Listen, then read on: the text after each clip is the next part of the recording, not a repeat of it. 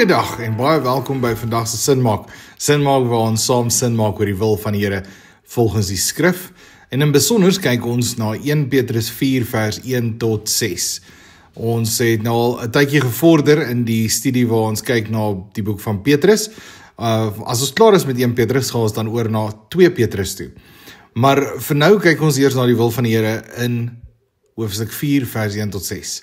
Ek wil elkeen van julle aanmoedig om die video net hier te stop en dan eers die teks saam te lees by die huis onafhanklik daar by jouself en daarna dan kyk ons en luister ons saam na wat die Here vir ons sê en waar ons die teks dan oopbreek. Goed, ek lees die 2020 vertaling vir ons soos ouer gewoonte en ons breek die teks so stukkie vir stukkie oop. Vers 1. Omdat Christus dan liggaamlik gelei het, moet julle ook julle self bewapen met dieselfde insig, naamlik dat iemand wat liggaamlik gelei het met die sonde klaar is. Okay, so ons het nou al gesien in Sinmaak dat ons baie keer die woorde 'n bietjie of die sin 'n bietjie herrangskik, net om 'n bietjie meer sin te maak. So ons sien Petrus sê hierso: julle moet julle self bewapen met dieselfde insig. Wat is die insig? Die insig is dat iemand wat liggaamlik gelei het by die sonde klaar is. Hoekom? Omdat Christus dan liggaamlik gelei het. So, wat het hier gebeur? Petrus is besig om te vertel en te verduidelik dat Christus het gekom, Christus het gelewe, hy is gemartel, gesterf, is begrawe en hy het opgestaan. En toe hy daar opgestaan het, is die sonde klaar afgereken mee.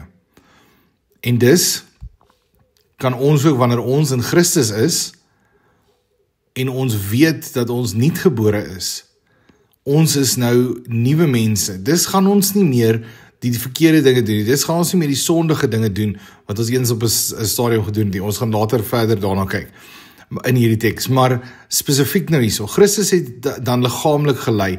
Nou hierdie liggaamlik moet ook verstaan word, nie net fisies die vlees, soos wat ons dit hier sien, jou hande voor jou nie, maar ons moet dit ook verstaan in die lig van die sondige natuur. So Christus het die sondige natuur ook gelei. Nou, ons bely saam dat hy volkome mens was, hy was volkome en volledig mens, soos ek en jy. Maar hy was terselfdertyd volkome en volledig God gewees. So hy was nie soos ek en jy nie. Hy was God tussen sy mense. Nou, toe God die Vader Christus die Seun gestuur het om te kom, dit was ook 'n leiding gewees in terme van dat hy die menslike natuur moes ingaan. Hy was in die hemel gewees saam met God die Vader en die Heilige Gees en hy was volkome deel van die goddelikheid en toe word hy gestuur na iets wat laer is as hy, die skepping. So God die Vader het die Seun gestuur en hy moes gelei het uiteindelik die leiding wat hy moes verduur het in sy hele bediening, sy sterfte ook aan die einde in die kruis. En in dit alles, hoekom? Sodat die dood oorwin kon word. Nou ek en jy het deur Christus die dood ook oorwin, sodat ons ook kan sê, maar dood, waar is jou angel? Ons is nie bang vir jou nie. En dan uiteindelik, wanneer die liggaam dan sterf, dat ons nie net dood is in die ewige doderyk en daar van God verlatenheid is nie, maar dat ons sal lewe saam met God in Christus. Goed, so ons moenie hierdie vers interpreteer en sê dat ons moet ly, dit moet 'n leiding wees om te lewe, en daar moet vervolging wees, dit sal so wees, en dan sal ons uiteindelik kan besef wat Christus gedoen het, glad nie. Die leiding waarvan gepraat word, is die leiding wat uiteindelik uitgeloop het op die dood. So daai insig dat Christus tot die dood toe gelei het vir ons sondes, gesterf het, gekruisig is en opgestaan het, daardie insig moet ons onsself mee bewapen. Wat beteken bewapen? Bewapen is letterlik, ek is reg vir oorlog, ek is reg vir aanvalle, want ek weet waar my krag vandaan kom, my krag lê in God. Hy gaan verder, nou met vers 2 word dit bevestig wat in vers 1 staan. Daarom laat hy hom gedurende die oorblywende tyd van sy liggaamlike bestaan nie langer deur die menslike begeertes lei nie, maar wel deur die wil van God. So vers 2 gaan nie oor Christus nie, maar dit gaan oor die persoon wat die insig het. Nou, hierdie insig word nou duidelik in vers 2. Vers 2 sê dan vir ons dat ons het nou tot bekering gekom, ons het tot geloof gekom, ons lewe nou in God en in Christus. So omdat ons in hom gelewe en ons bewapen is met die insig dat ons klaar is met die sonde, klaar is met die dood, daarom moet ons gedurende die oorblywende tyd van ons liggaamlike bestaan nie langer deur die menslike begeertes gelei word nie. So omdat ons hierdie insig het en omdat ons verstaan wat Christus gedoen het, daarom moet ons nou lewe in 'n lewe wat getuig dat ons nie ons menslike begeerlikhede laat lei nie, maar deur die wil van God alleen. Dis al waarop dit sal fokus. Nou gaan Petrus oor vanaf vers 1 en 2 na vers 3 toe, wat nou handel oor die praktyke van die heidene. Goed, hy spreek 'n paar dinge baie reguit aan. In die 83 vertaling lees ons, hy praat van losbandigheid, welis, dronkenskap, swelg en drinkpartye en afskuwelike afgodery. Terwyl in die 2020 vertaling praat hy van uitspattighede, begeerte, dronkenskap, brassery, drinkpartytjies en verfoeilike afgodsdienste. Nou, dit is die dinge waarmee die heidene hulle self besig gehou het. Dit is 6 verskillende bedrywighede wat verkeerd is ook in die oë van die Here. So kom ons breek dit af. Hy sê hierso eerstens, julle het in die tyd wat verby is. So met ander woorde, dit is amper wanneer ons vir iemand sê, maar jy het op 'n stadium, jy het op 'n keer, het jy jouself oorgegee aan drank, jy het herhaaldelik losbandige lewe gehoreer ensovoorts. So daar was 'n tyd in jou lewe waar jy wel so was, maar daardie tyd is nou verby. Jy is nie meer so nie. Jy lewe nie meer so nie. Jy is nou anderster. Okay, goed. Jy is nou anderster. So, jy het ook op 'n tyd daarin deel gehad. So elkeen van ons het 'n verlede. Daar's die Engelse spreekwoord wat sê every saint has a past and every sinner has a future. Er word dan uiteindelik ook gesê dat elke persoon wat nou dalk lewe in 'n goeie verhouding met die Here en wat se lewe getuig van 'n verhouding met God, het op 'n stadium in die verlede goeders gedoen wat nie in lyn is met die wil van God nie. Teendeel is ook waar dat elke persoon wat tans in versoeking is of losbandig lewe ensovoorts, het die geleentheid om nou anders op te tree wanneer hulle besef hulle lewe is nie in lyn met die wil van die Here nie. So elke sondaar het 'n toekoms en elke persoon wat tans in 'n goeie gesonde verhouding met die Here staan, het ook 'n verlede. Nie een van ons het perfek gelewe ons hele lewe lank nie. So nou, dis is wat Petrus hierso begin vir hulle sê. So julle was ook op 'n stadium deel daarvan. Julle het dit ook gehad. En dan gaan hy verder en hy sê julle het in die tyd wat verby is al oorgenoeg deel gehad aan dit wat die heidene wil doen. So dit wat julle klaar wil doen of dit wat die heidene doen, julle het dit klaar gedoen. Julle het oorgenoeg aandeel daaraan gehad. So hou nou op. Julle is nou klaar. Wat is dit? En dan is dit nou die lys van die 6 goeders wat hy sê. Hy begin eers deur te sê uitspattigheid. Die bedoeling wat gebruik word hier rondom uitspattigheid beteken gedrag sonder enige morele selfbeheersing. Dikwels seksuele ondertoon wat plaasvind in hierdie omstandighede. Dit dui op 'n losbandige leefstyl wanneer iemand geen skaamte het oor enige dade wat hulle doen nie. Mense het gewoonlik openlik en trots immorele dinge gedoen, soos oorspel, egbreker en ander snaakse seksuele gedrag, onder andere daar waar daar in tempeldienste seksuele dade gedoen word met diere of orgies waar daar meer mense betrokke is. Selfs goeders soos pedofilie was ook in daai tyd hoë getuig gevier, waar daar met kinders of jong seuns ook goeders gedoen is deur ouer mans. Alles in terme van dit is goed en dit is reg, want ons doen dit tot ons afgode. Dan gaan hy verder en hy praat van die begeertes. Die begeertes praat van 'n sterk, intense begeerte, dikwels met 'n negatiewe konnotasie wat in ons hart begin plaasvind. Dit kan enigiets wees van 'n obsessie met geld of status. Dit kan 'n obsessie wees met die seksuele. As ons dink aan byvoorbeeld iemand wat steel. Ons steel hier 'n R2 en ons steel daar 'n R5 en 'n R10 ensovoorts. Maar later begin dit soos vir my so aanloklik lyk. Kom ons doen dit meer. Kom ons begin bedrog pleeg. Kom ons gaan groot skaal toe. So dit begin by iets kleins en dit floreer uiteindelik tot iets groters. En dieselfde of eskaleer, nie floreer nie. Eskaleer tot iets groters. En dieselfde met byvoorbeeld mense wat beheptheid het met seksuele plesier sonder om God se wil te oorweeg daarin. As ons dink aan die verslawing van pornografie byvoorbeeld. Dit begin met 'n eenvoudige prentjie wat ons sien van 'n mooi tannie in 'n bikini en dan kort voor lank is dit nie genoeg nie en dan kyk ek en soek ek spesifiek vir pornografie en daarna eskaleer dit na kom ons kyk na 'n video en as die video nie goed genoeg nie en dan verneek ek op my vrou of my man en dan gaan ek uit en ek doen prostitusie of hoereer en lewe losbandig.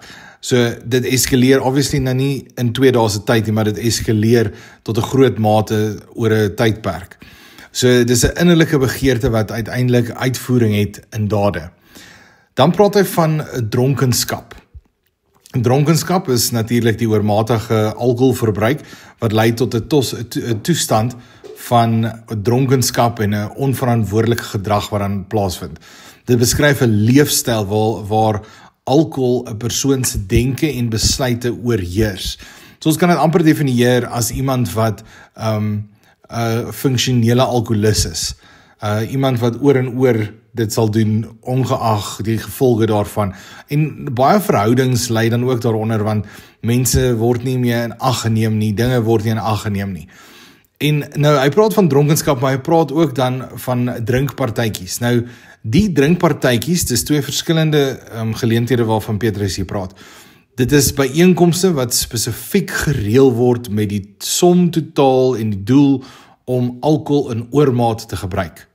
Dit is daar's 'n verskil tussen die dronkenskap, deurdat dit nie net 'n individu se toestand is beskryf nie, maar 'n sosiale gebeurtenis wat ontwerp is rondom die oormaat gebruik van drank. So dit is 'n gesypery, as ons dit nou so kan sê. In ons tyd het ons al baie gehoor van goeie soos happy hours of booze cruise ensovoorts.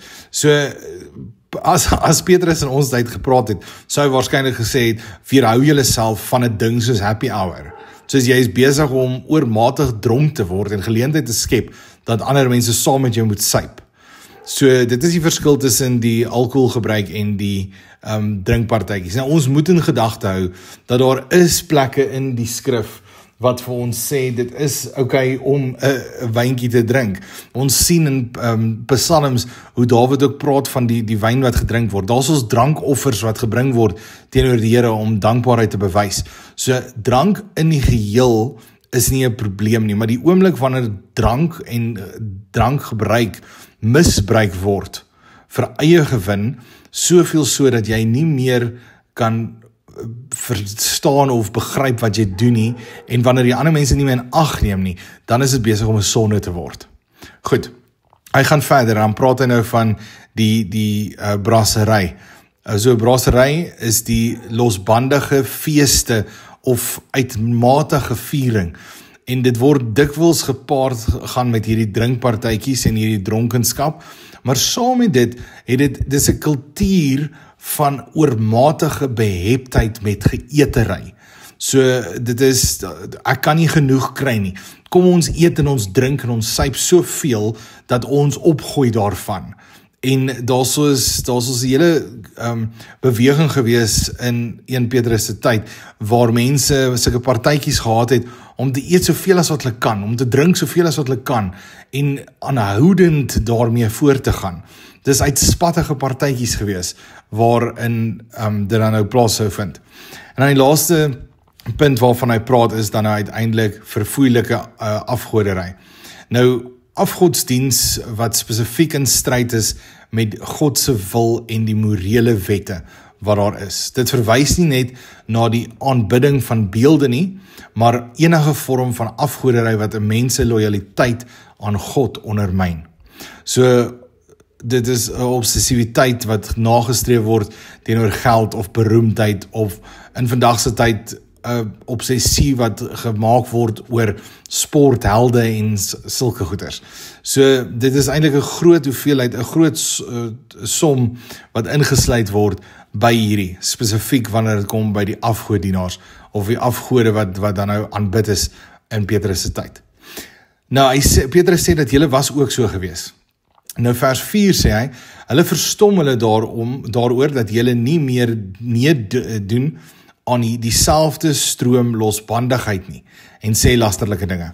So vers 4 wil hy hulle bemoedig en aanmoedig en herinner daaraan, dat wanneer jy nou nie meer saam met hierdie mense hierdie dinge doen nie, dan word jy uitgeskel of jy word amper uitgestoot uit 'n vriendekring uit.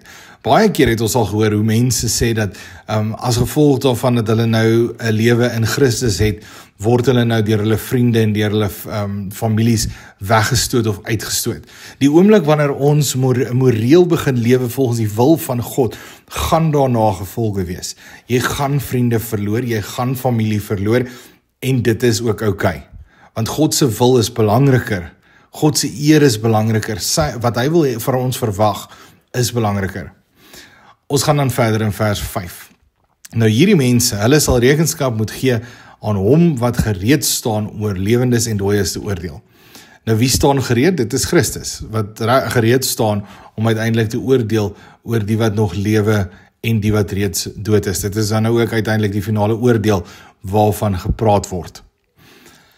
Vers 6 gaan verder, dit is immers waarom die evangelie ook aan hulle wat reeds dood is, verkondig is, sodat al sou hulle wel volgens menslike maatstaf na die liggaam geoordeel word, hulle volgens die maatstaf van die gees na die gees kan leef. Vers 6 sê vir ons hoekom ons steeds moet aanhou om met mense te praat oor die evangelie. So Petrus begin deur te sê dit is immers waaroor die evangelie aan hulle wat reeds dood is verkondig is. So die mense wat dood is mense wat nie die wil van God in lyn met die wil van God lewe nie. Hulle is dood vir die sonde, hulle is dood nie dood vir die sonde, hulle is dood en nou lewe hulle voort in hulle sondige natuur. Hulle kies om nie meer volgens die wil van God te lewe nie. Maar ons moet nog steeds aan hulle die evangelie verkondig, want hulle moenie kan sê aan die einde van die dag, maar ek het nie geweet nie. Die Here, wanneer God weer kom om uiteindelik te oordeel, dan gaan elke knie buig en elke tong sal getuig wie hy is. En die finale oordeel sal ook wys, die mense wat hier gesê het, hulle is Christene, maar dan nou uiteindelik nie Christene was nie, maar dood is, en steeds voortgelewe het in hulle sondige wil en sondige begeertes. Dit was 'n mond vol. Dit klink nou net negatief, maar dit is waaroor Petrus gepraat het in hierdie deel van 1 Petrus 4. Mag elkeen van ons daadwerklik in hierdie verhouding met die Here, met ons verhouding met die Here, verander en ons sonde bely voor hom. En daar waar ons moontlik in die verlede dinge gedoen het, mag ons dit bely voor die Here en mag ons daadwerklik ook getuig van hoe goed die Here is, daadwerklik in elkeen van ons lewe.